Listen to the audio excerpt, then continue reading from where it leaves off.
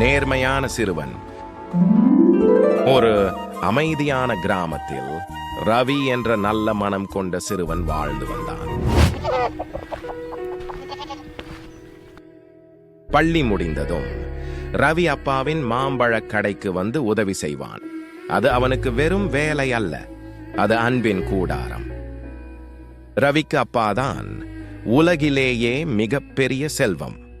பணத்தை விட உயர்ந்தது அப்பாவின் அன்பும் வழிகாட்டுதலும் என்பதில் அவன் உறுதியாக நம்பிக்கை கொண்டிருந்தான்.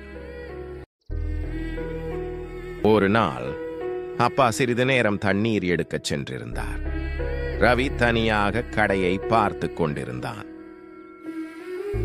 அப்போது ஒரு மனிதர் சைக்கிளில் அவசரமாக வந்து மாம்பழம் வாங்கினார்.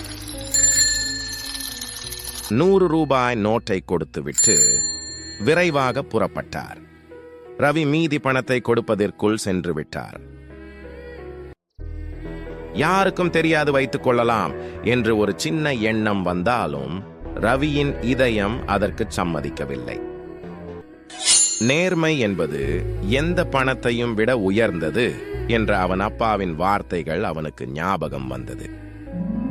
ரவி அந்த மனிதரை தேடி ஓட ஆரம்பித்தான். வெயில் அவனை சோர்வடைய வைத்தாலும் அவன் நிற்காமல் ஓடினான். ரவி மனிதரிடம் சென்று மூச்சு திணறலுடன் கூடுதல் பணத்தை கொடுத்தான். மனிதர் ஆச்சரியமாக அவனை பார்த்தார். அந்த மனிதர், இதை நீயே வைத்துக் கொள்ளலாமே, ஏன் திருப்பிக் கொடுக்க வந்தாய் என்றார். அதற்கு ரவி, ஏனெனில் இது எனது பணமில்லை என்றான். அன்று ரவியின் அப்பா அதை பார்த்து ரவியை கட்டி தழுவி ஒரு நல்ல மகனை பெற்ற பெருமிதமும் ஒரு நல்ல மனிதனை வளர்த்ததற்கான மகிழ்ச்சியும் அடைந்தார்.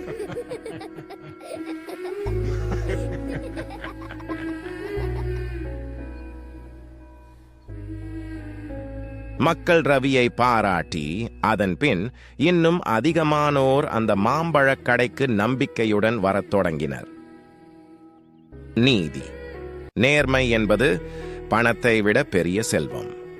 உண்மையான இதயம் ஒருபோதும் வறுமையாகாது.